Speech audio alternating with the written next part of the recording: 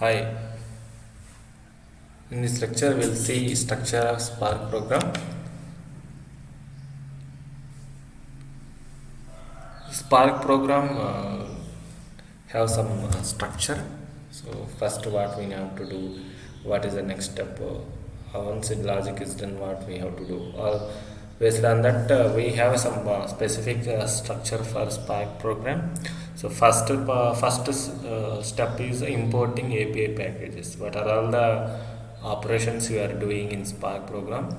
Relevant packages we need to import. For example, if you are performing some aggregation operations, we need to import spark .sql functions, like that.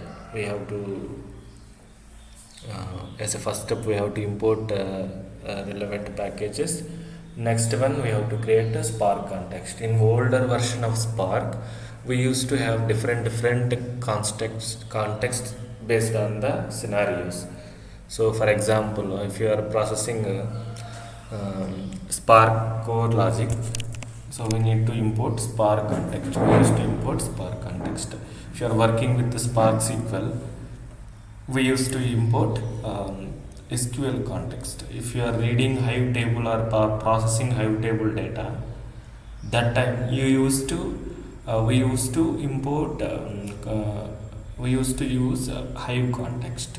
For streaming process, we used to have streaming context. Like that, in older version of Spark, we used to have different context based on the scenarios.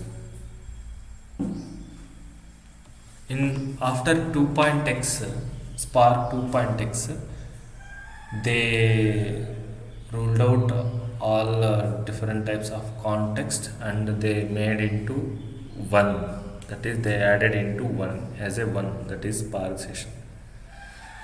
So if you create Spark session, that is enough. All the 4 or 5 contexts will be available in a Spark session. That is second step. Third step, reading the RDD, reading the external source. We have to create the RDD. That is third step. Read the input data.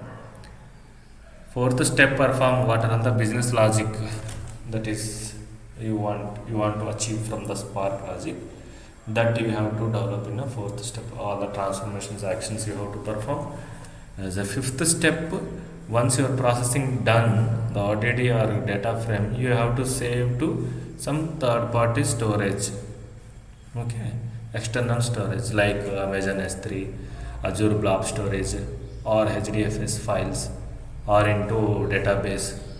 So we have to store that output into some other system. Final step, we have to stop the context. That is optional. In streaming programs, we have to. It is mandatory to stop the streaming context. For remaining, it is optional only. This is the basic structure of Spark programming. So here we will discuss some context. Maybe it is helpful if someone who don't know what is a Spark context under. So then we have some 4 types of context. Spark context to use to start the application, to create RDDs, to stop the application. And SQL context, as already discussed, we will use in Spark SQL, okay, to create data frames and data sets. Hive context, so it is used to create data frames and data set and also access Hive data into Spark application. Whenever you want to read a Hive table into Spark, that time we used to use the Hive context.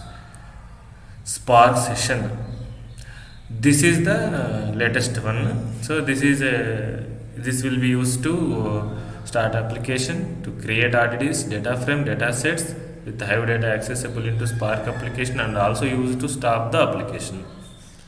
So Spark session is introduced in a Spark 2.x onwards. Streaming context, it is used to start streaming application and to create discretized streams. These streams we called as to start the streaming application. Okay, these are all the 4 contexts. One Spark session is the latest one. So no need to in latest version, if you are using Spark 2.x, if you declare Spark session is enough. Okay, no need to, based on context, no need to declare this many context. Okay, for example, I will show you one program, sample program. Okay, Spark program. See, as we discussed, first thing is import session. We are importing. I am using log4j for logger and Spark SQL for Spark program. So this is import section.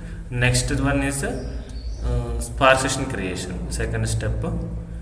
Third step, reading the data. So, and fourth step, applying transformation, business logic. Okay, and fifth step, this is the final data set.